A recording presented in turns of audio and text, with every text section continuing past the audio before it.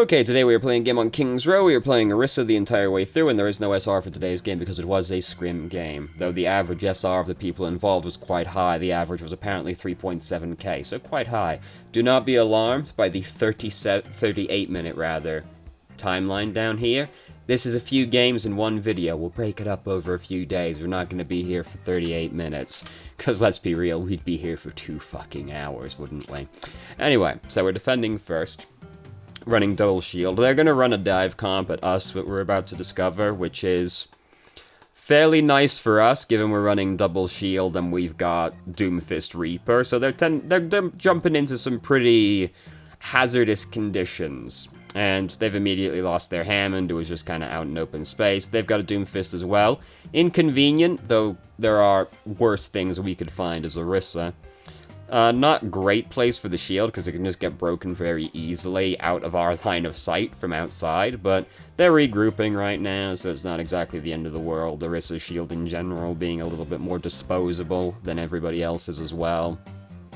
So here they come again for round 2. We've been pile drove up.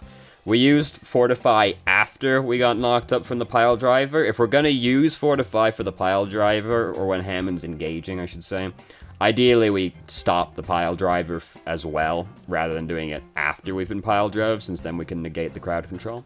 It's usually pretty good to negate the pile driver with Fortify, because getting knocked up in the air as Orisa makes you a bit of a sitting duck, which is not great when you're already so big and easy to hit with such a massive head. You usually negate, like, Hammond's opening burst, if nothing else. Here he comes again. Again, we didn't Fortify right there. We ended up taking a big chunk of damage before we used Fortify at all. We were down to, like, 100 health. I'm scared to go back, because YouTube seems to have been unhappy with me rewinding as of late. And true enough, it's unhappy today. Come on, you can do it. I want to know what we were at when we actually pushed the Fortify button. There we go. So we get slammed right here. When we push Fortify, we're at like 100 health. So we've already taken the big chunk of the damage there. We want to use Fortify before we've taken the damage. It's usually the way it goes, where people take a sudden amount of burst damage and then they go, oh fuck, shit, I'm really low, I should use Fortify now. Ideally, you use Fortify before you even get in the position of being low to begin with. In general, with that kind of thing, I tend to hedge on the thought of, like, if I'm thinking about if I should use it at all, I should probably just use it, rather than getting into the situation and then using it, you know? Because sometimes I'm like, should I use Fortify now? The answer is probably yes, if I was thinking about it to begin with. So anyway, we've made it back to take part in this fight again. It's not exactly looking good. We've decided to use the bongo on this. I wouldn't have used the bongo on that. Even going out for the second touch was a little sketchy, to be honest with you. But, like, it sort of started working, but I definitely wouldn't use the bongo on that one. We were basically the only one out there at that point. So, anyway, we lost the first checkpoint. Not the end of the world on King's Row. You can feasibly win on all of the checkpoints on this map. Tried to hold Doomfist back, a little bit too slow, so he gets away with that. Oh, here comes Primal Rage Winston. So I was going to say we used... I was just surprised by how many things started hitting us. I was going to say using Fortify would have been fair to do, seeing as Winston was using Primal Rage behind us. And with the benefit of hindsight, we know it would have also stopped the Sleep Dart and Uppercut. So, you know, there's a few things it could have gotten. Actually, I'm not sure if we got an Uppercut. It might have just been Winston again. Whatever. It would have negated a fair few crowd control effects other than just Winston with the benefit of hindsight. So we're trying to defend up in the archway right here, you know. Good to do if you can. I find standing in the archway is usually pretty difficult to do. Standing back by the bookstore, much easier to do on average. Tried to halt people into... I assume the idea was to halt them into the Doomfist ult as well. Tragically didn't quite work out. Didn't actually get anybody. Oh no, here comes their Doomfist. When did we use Fortify? You know, risk pushing back again to check, because I think we used it a little late again. Yep, we definitely used it a little late again. Again, we've taken most of the damage before by the time we actually used Fortify. You know, sometimes well, I mean, frequently you've got to just, like, use it earlier on in the fight, because when you're in the position where you're fortifying at, like, 100 health, by that point, a lot of people can just kill you through fortify. This is, like, the idea for, like, Tracer players, you know, the idea is to get the Orisa low enough without using your Pulse Bomb, that if she uses Fortify, you're just gonna kill her with the Pulse Bomb anyway, you know. You've gotta anticipate when the damage is coming in and try to block it ahead of time. Right there, we got clapped. We use Fortify really low again. That's basically what we've got so far. Here we got bullied by Doomfist. We didn't have Fortify for that one, so we're just gonna kind of get bullied about it, basically. We're coming up just to, like, try and hold the checkpoint right now anyway, so usually when you're, like, running up to touch the payload with 0.1 meters left, 0.01 meters left even, you haven't got a terribly long life expectancy by that point anyway. Oh, they just captured him. Someone was upset that they captured him. I'm literally on it. You weren't on it for 0.1 seconds, though, and that's all it took for them to get those last 0.1 meters. 0.01 meters is the correct decibel place. Anyway, you know, we're still on King's Row. In my experience, most wins on King's Row take place on the third checkpoint anyway, this last part being very hard to capture a lot of the time. Yeah, you know, Doomfist's, like, all up in our grill right now. It's difficult for Orisa to deal with this kind of situation. We did actually use Fortify while we still had a fair chunk of health right there.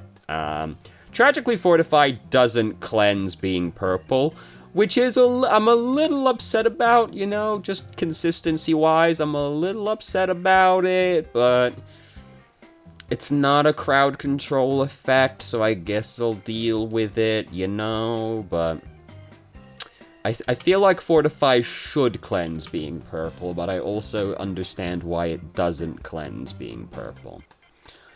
It is difficult to deal with, like, this kind of situation as Orisa, where you've just got a lot of bad men diving all around you. Yeah, we were using Fortify just to make sure we could get to the payload right here, so, you know, then we get there and we don't have it anymore, but getting to the payload was the more pressing concern at that moment in time, so it's understandable. And we changed to Hammond. We're not going to get there in time to touch it. Very sad.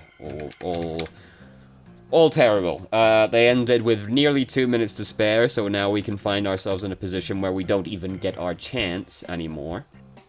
Since they've got more than a minute left on their timer. Come on, YouTube. I think I didn't push forward enough times. You can do it. It didn't push forward even remotely enough times. Come on. Come. Nope, we got... There we go. That's enough. Now it just has to load again. Oh, that was relatively quick. Look at that. So we are running double shield. I was wondering if we were going to run die for a second, given we had Doomfist Widowmaker, but no, we're changed around a little bit. We're running double shield at them.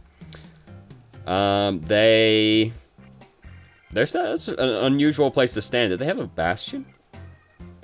Well, a little bit of indecision about what we want to do right now. We've decided, sort of, well, Moira's going down there. I am just a Moira below us by herself. I don't know about that one, buddy. So we decide to jump down and touch it right here, since they're standing up there. Fairly novel defense strategy they're going for right now. Oh, she's not on it? May's not on the point right now? That's absolutely incredible. Look at that. I guess it's because the center point of the model isn't on it, but, like, come on. That's pretty on the fucking point right now. Anyway, so we've managed to capture most of it before they even really started contesting it. We're gonna get the second check, at least. Yep, there we go. Alright, so we got... That's the important point. So the end, like... A very interesting defense strategy they're going for right here, which is to not defend the first point at all, really. They're definitely there. You know, sitting up there in their ivory tower, staring down at the point. Like, We don't need that one anyway. We've got 2 whole other points to defend with. Who cares, buddy? So we captured that first one for free, so things are looking good for us coming into the second checkpoint now. Definitely a very, it must be a morale boost after losing the first one to that badly, to then, hey, we just got the first checkpoint with literally 0 resistance. So we started going really far up.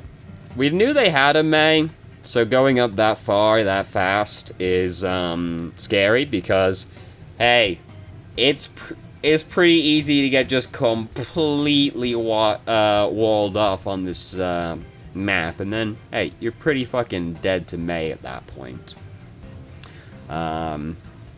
You know, there's not necessarily much you do about getting walled off as Orisa, but gotta be careful about overextending versus a May on King's Row, because it's just alleyways. Very easy to get fucked. So we're going around the right-hand side right here to get to it. Hey, with any luck, they'll just let us start pushing again, you know? With any luck, they'll just back up and let us do it. So there is a Bastion in there. I figured there had to be, but I had not actually heard or seen a Bastion during this round yet, so I wasn't sure. The way they were moving, though, indicated a Bastion. So there wasn't a lot we could do while the amplification matrix was up, because Bastion will kill you hilariously fast through amplification matrix.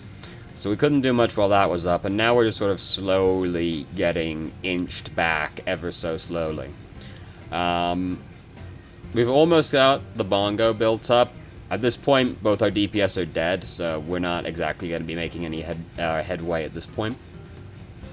And our team, like, still kind of up there, you know. Ideally, we just left sooner because now this is happening to them, where they've been walled up. We've actually managed to make it back before they died. Oh, Jesus Christ. Oh, my God. So I'm not crazy about putting the bongo in here for this exact reason, basically. First off, if the fight continues going well from putting our bongo in there, we're going to almost immediately line of sight the bongo, because as soon as we leave the store, basically, we're losing line of sight of it at that point. And we're not getting any bongo. So if it keeps going well, we'll almost certainly leave it behind. But once we put the bongo down, they think to themselves, alright, well, they're pretty committed to this team fight, aren't they, if they started using ultimates? And they've got a May. May loves when you commit yourself to a team fight while in a confined location. And, you know, this far into the round, May's got her ultimate, you know. Safe to assume. So basically, like, signals to her that now is a good time to use her ultimate if she has it. Similarly, if you use, like, amplification matrix, May can think to herself, hey, they're pretty committed to that location right now, aren't they? Better throw my ultimate into it. And you can apply that same logic to lots of other people as well. Someone like Diva can think, alright, they're committed to that location. Hanzo can think the same thing, you know, and it's just like, well, they're gonna be standing in that area. Time to ult. So we've gone around the back side of them now. And May's behind us. Somebody's calling out. That's why we suddenly did this big pivot, by the way. We're trying to catch her. So now we've gotten the pick on that one. Oh no, amplification matrix Bastion. Everybody get the fuck out of the way of that, because we will die hilariously fast if he catches us with that one. So now we start going up and around. We are, you know, we're in a scrim, so we're, like, talking about what we're going to do ahead of time. We're not making, like, these very sudden movements randomly. So now Bastion's been nano-boosted instead, so it's scary for other reasons instead now.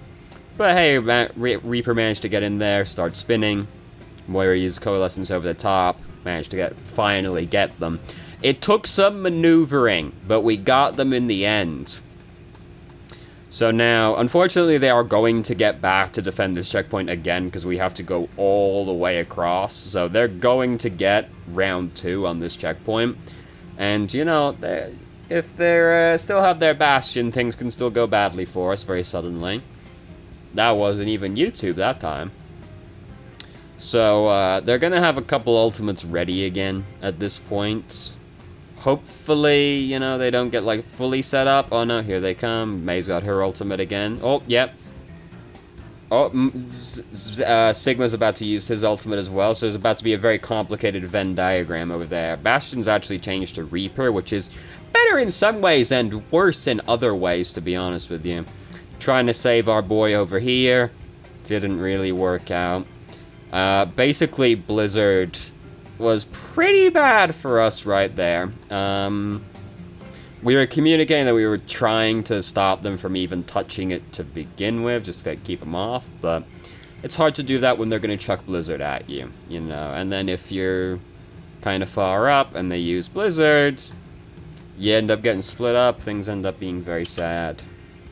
So, anyway, there, we did not make it back in time to touch the point again. Very tragic.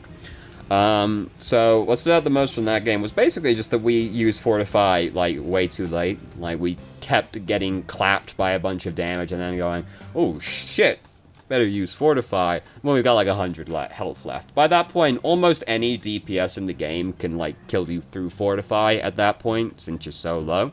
Unless somebody from your team also helps keep you alive. But, better to not be in a position where we have to depend on other people to save us, if at all possible. So that was what stood out the most, and then, like, the ultimate towards the end, like, really signaling, oh yeah, we're fighting now. And then May goes, oh fuck, if we're fighting in the bookstore, I'm just gonna throw this in here, you know. Anyway, so, thank you very much for watching if you did. If you have any questions, feel free to ask. I'm more than happy to answer. If you haven't already, you can join our Discord and ask questions more directly and have a conversation about them, or just shitpost with us. I've started streaming on Twitch Thursday, Friday, Saturday, 8 p.m. EST till midnight EST. There's a link to the channel in the description. And if you managed to make it all the way through the video and somehow still enjoyed it, please like the video and subscribe for more content of middling quality in the future. And I hope you found the video helpful.